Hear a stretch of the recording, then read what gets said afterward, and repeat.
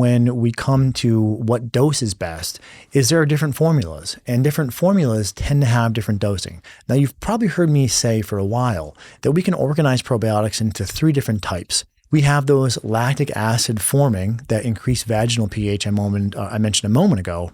So these are the blends of Lactobacillus and Bifidobacterium. This is the most traditional, most well-studied type of probiotic. And there are many formulas on the market. When you look at the label, you will see mostly Lactobacillus and Bifidobacterium. Sometimes you'll see B. Infantis or L. Acidophilus, right? So Lactobacillus, Acidophilus, Bifidobacterium infantis. But this is your lacto-bifido blend. There's also entirely different from that a fungus, not even a bacteria, a fungus, Saccharomyces boulardii. And then thirdly, there are these soil-based probiotics, which are spore-forming, they're non-lactic acid-forming, and typically you'll see a bacillus species in these formulas. And this matters because they're used at different doses, so we have to understand the dose ranges that are most effective per formula type. Now, this is where the story, at least in my nerdy mind, gets interesting, because as we started looking into the best dosages for the Lactobacillus and Bifidobacterium type of probiotic, I was a little bit put back. The formula that we currently use has about 50 billion. And as we start going deeper and kind of re-reviewing the literature, which we often do in a cyclical fashion to make sure our understanding evolves and is current, for IBS, the optimal dose was clocking in around 10 billion. So I said, interesting. But we want to be careful not to have a protocol that's pigeonholed just to IBS. Remember our sort of meta protocol that we're looking for similarity across multiple conditions so that we can look for the best global recommendation. So we looked further into metabolic health for treatment of SIBO and brain health, just to name a few. And this is the data table that we comprised, looking again at IBS, at constipation, at blood sugar, at SIBO, at depression and anxiety. And what you see regarding the optimal dose range was anywhere between 1 to 10 billion colony-forming units.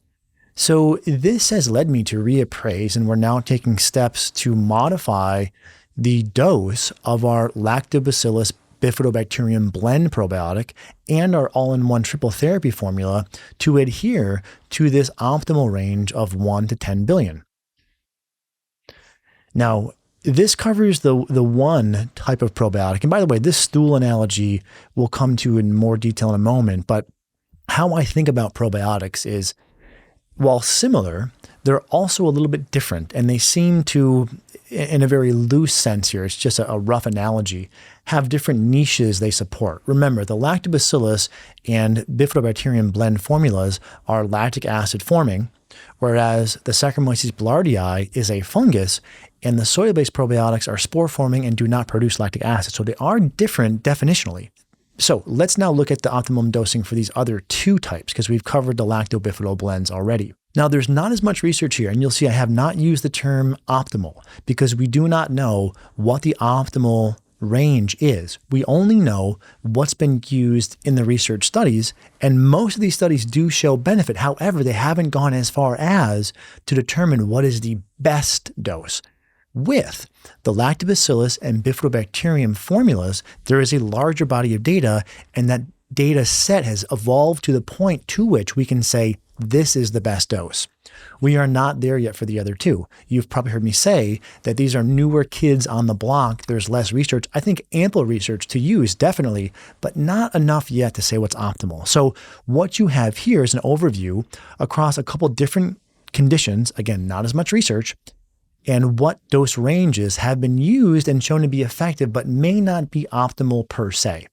And what you're seeing here for the soil-based probiotics is between 2 and 6 billion, and for the Saccharomyces fungus, anywhere between roughly 10 and 20 billion. So putting this all together, zooming way out, the recommendation for dosages sums to lacto-bifido blends at 1 to 10 billion per day, Saccharomyces boulardii at 10 to 15 billion per day, and soil-based probiotics at 2 to 6 billion per day. And again, what we are now undertaking is modifying our formula line so that one dose will get you toward the lower half of the dose range and 2 doses will get you toward the upper half of the dose range. And again, this is because as data changes or evolves, it's really important to me that we modify what we're doing and not rest on our laurels of a protocol that has worked very well, but there might be a better protocol out there. And this is why we use science.